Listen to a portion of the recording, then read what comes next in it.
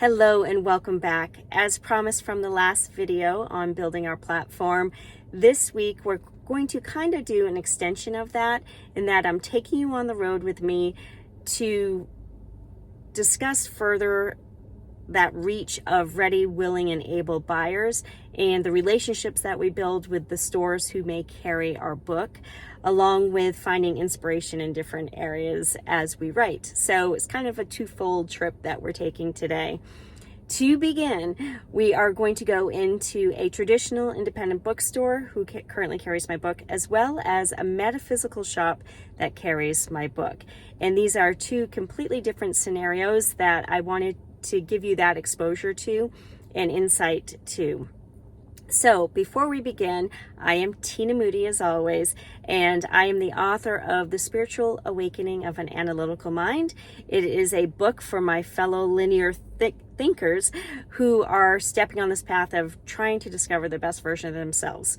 So with that, let's dive in. I also, before we start, want to have a full disclaimer here that I am not claiming to know everything. I am learning just as you are and learning as I go. I have one book out the door that I wrote through a cooperative publisher, and I will share aspects of what I have learned along this journey. And again, we'll learn together. I'll take you along the ride with me to show you where I have stumbled, what I am still learning, and maybe some successes out there too. So here we go. Okay, before we begin and go into the stores, I want to give you some insight as to why I may do something and why I may not do something in regards to having relationships or visiting stores or pushing my book out there. And you will find your own path with this as well. But the insight is this. And I'm talking more independent authors, self-published authors, cooperative authors, or hybrid publishing authors, not the traditional publishing route. And that is that we have a 60-40 split, meaning that of the retail price of that book, the author is getting 60% and the bookstore or other store is getting 40%. So you may say, oh, well, that's not bad, right? Well, hold on. We pay to print that book, and we pay to edit that book, and we pay to have graphic design. We pay to have those books shipped to us in the first place. And so that little 60% is going to come down. So for my purposes and my mental health, so my book is $14.95, and 60% of that is $8.97 on average for the amount of books that I have printed. And so I'm only going to factor in the print cost of the books and the cost for me to ship it to the publisher in tax. So I'm going to round out here and just say it's $6.30.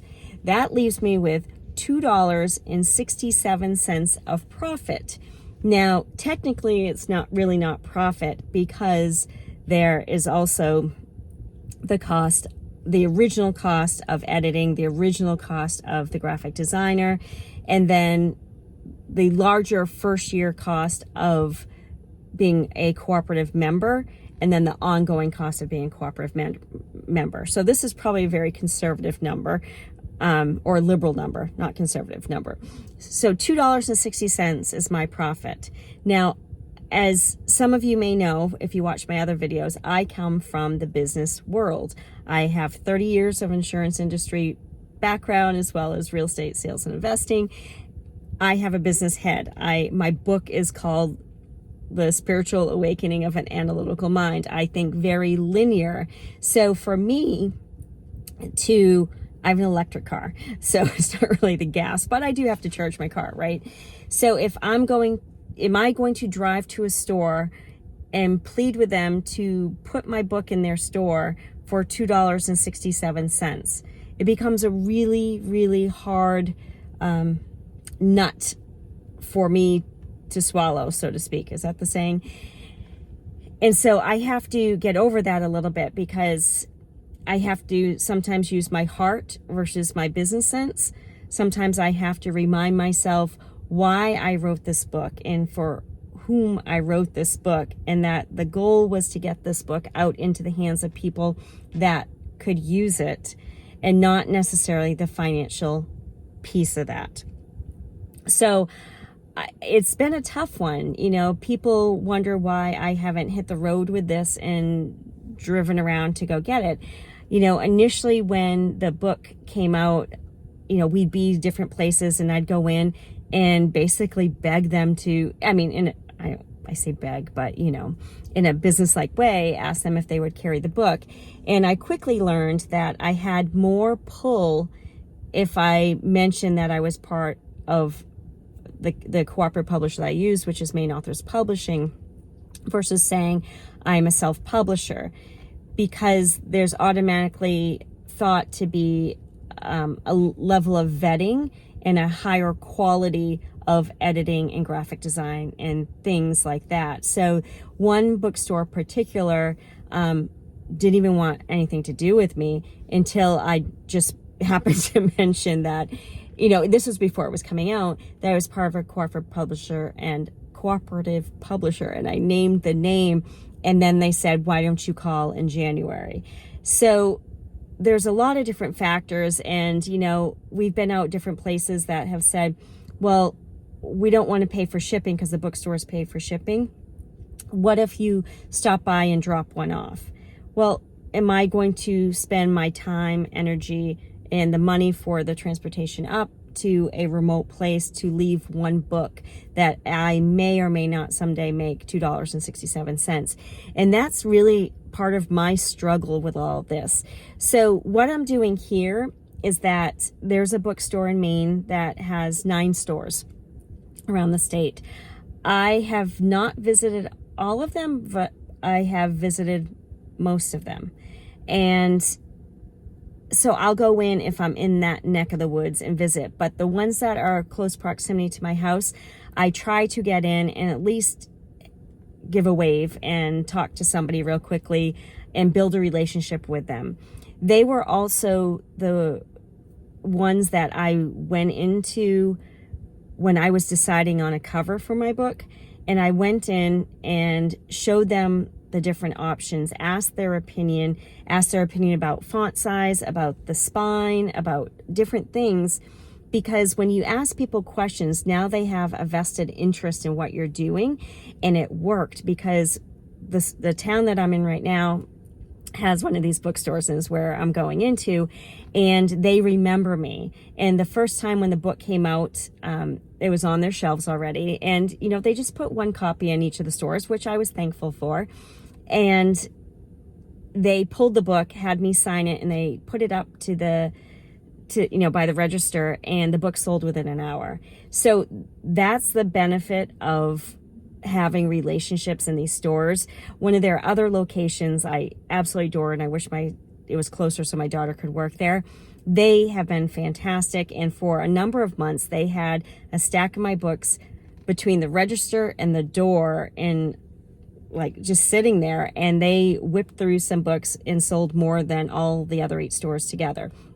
So that store I try to go up to, if not once a month, once every other month, and just make it known. My personal problem is that when I go into these stores, I buy a book. And by buying one book, I mean, we're supporting other authors, so that's nice. And I love books.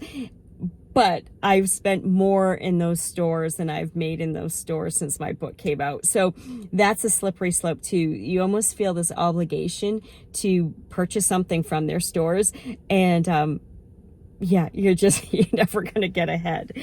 Okay, so the second store we're going to go into is a metaphysical shop, given the name of my book. They have been super, super supportive.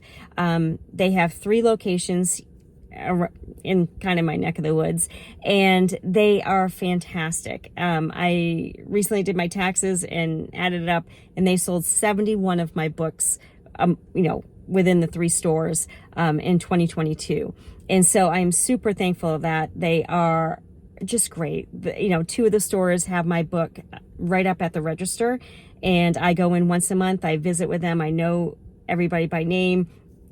Occasionally I'll bake cookies and bring them in, and the other store just recently put the book up on the top shelf face out, and then the rest of the books are down below. So if you can get your book face out, that's always awesome.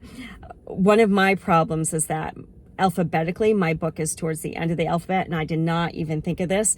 So at a bookstore on a bookshelf, often mine is down on the lower level in my category, and so it's hard to see. But one advice I have for you is that my spine is very, very colorful, and I can go to a section of a bookstore, even if I didn't know its exact proximity of where it was going to be located, and I can spot my spine. So just something to keep in mind there. Okay, I think that's it. I think I'm going to run into the store. If it's appropriate, I'll video. If it's not, I might just grab a shot to show you, and I will come back and report in for you. Hold on. Okay, it's a little blustery out, or else I would have videoed outside, but I don't think you'd hear me over the wind right now. It's crazy. So I went into the bookstore, and they were lovely. They have the book. I made them aware because it was a new face that I hadn't seen. We had a lovely conversation. They recommended that I get in touch with a couple different stores to do some book signings. And some of these stores are a little tight on space, so this one in particular, they don't do book signings here, but the other two, and I've done one at one of their stores before anyway.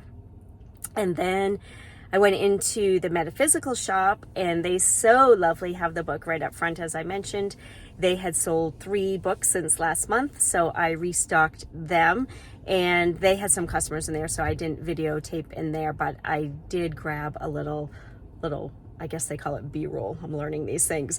And so I will put it on the end here.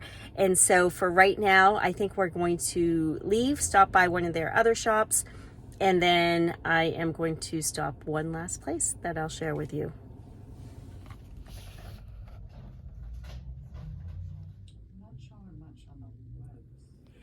Before I go on to the next portion of this video, I want to circle back to something that I should have mentioned a few minutes ago, and was how I'm paid, or authors are paid, from these 2 different situations. One being the bookstore, or even a gift shop or other stores, in the way that I have the arrangement with the metaphysical shop. So traditionally, we'll just say, for folks that are putting their book into bookstores, there is a return policy. So for my particular cooperative publisher, the return policy with most of the bookstores is a 6-month policy. So we are in May right now, May, June, July, August, September, October, November. So if somebody were to pick up my book now, they wouldn't have to pay for that book through the publisher, who then pays me, for 6 months. And since we run on quarterly payments, that quarter would end in December, so I wouldn't be paid until next January on a book that somebody put in their bookstore today. Now, if they return that book before the end of 6 months, I never get paid on that. So that's, a hard pill to swallow at times, and it's hard to get excited when you see that a bookstore has, or like I said, it could be a gift store or whatever store has a relationship with the publisher, that they pick that up, and you're not going to actually get paid on it for all that time. So the other piece is that some of these bookstores are extending to a 12-month policy. So again, a book that were to be picked up today, if it weren't returned and the bookstore kept it, or sold for the bookstore, let's say May to May, and then it ends in June, so I would get paid July 2024. Okay. Now skip over to my deal with the metaphysical shops, and I have a different arrangement with those. At first, it began as a consignment. Now, some people caution you to set up too many consignment deals, because it is really on you as a self-published author to monitor those and make sure, you're not forgetting where your books are, and that at some point you get paid for them. So there is a tracking piece of that, and you need to have your ducks in a row for it for certain. I have learned through this that I have not extended outside the state, nor have I extended too far away from my home base. But I have an absolutely great relationship with one particular store that has 3 metaphysical shops and is about to open a 4th. in that we moved now to this point away from the consignment deal to where I drop off books that, it's basically the store I've just visited. So I drop off the books and I will go back to my office and I will invoice them and I will be paid within the week. And that's a pretty nice deal because they're the ones that are really churning my books the most, I would say.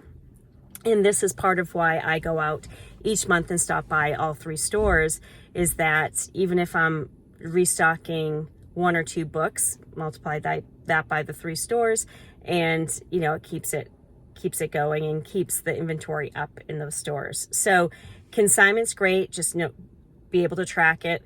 And then if you can get that relationship moved over to one where you can invoice, we have a verbal agreement between the owner and myself, where if at any reason they want to cease carrying my book, or if they're just not moving, then I will go back and pay them for basically that 40% that they've already fronted me. So anyway, so there is that.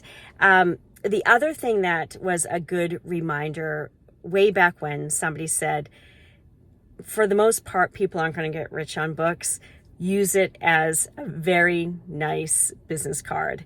And I forget that oftentimes, and I need to remind myself of it often, because you get caught up in thinking this is going to become something big, and maybe it will, and maybe some will out there. But really, by saying that you have a book, it gives you instant credibility on certain things, and you're officially a published author, which is tremendous. So use that to launch other things. And that's kind of what I'm in the process of now. I mean, you can keep selling your book, but you need to sell a lot of darn books. And it's a reality pill that we all kind of need to take on that. Okay, I'm going to take you outside here in a moment, but as you can see, it's super windy out. So we'll see how this goes. Okay, so that's not going to happen. It is so windy and loud out there between the wind and the falls. But why I am at this location before I head back to my desk is that while I am out doing these other things, I try to swing by a beautiful place, which here in Maine, it's not hard to find, especially I live close to the coast and I can find water, which is always pretty, or something going on outside. And I take still shots and I take 20-second videos. And the reason that I do this, and this gets back to platform building, is that, again, social media is not my thing.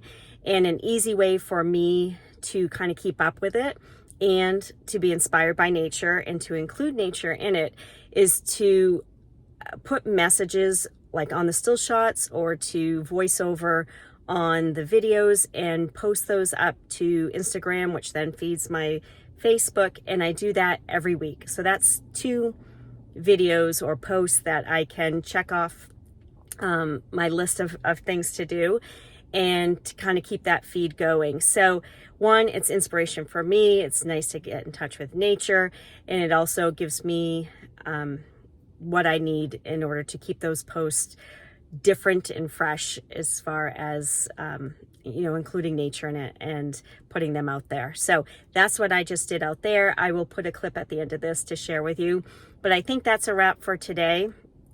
If you have not watched the video on platform building and why we need to do it, I will post that here on one of these sides. I'm still learning. And until next week, I hope you have a wonderful week. Thank you for following. And speaking of that, please do subscribe, and I will see you next round.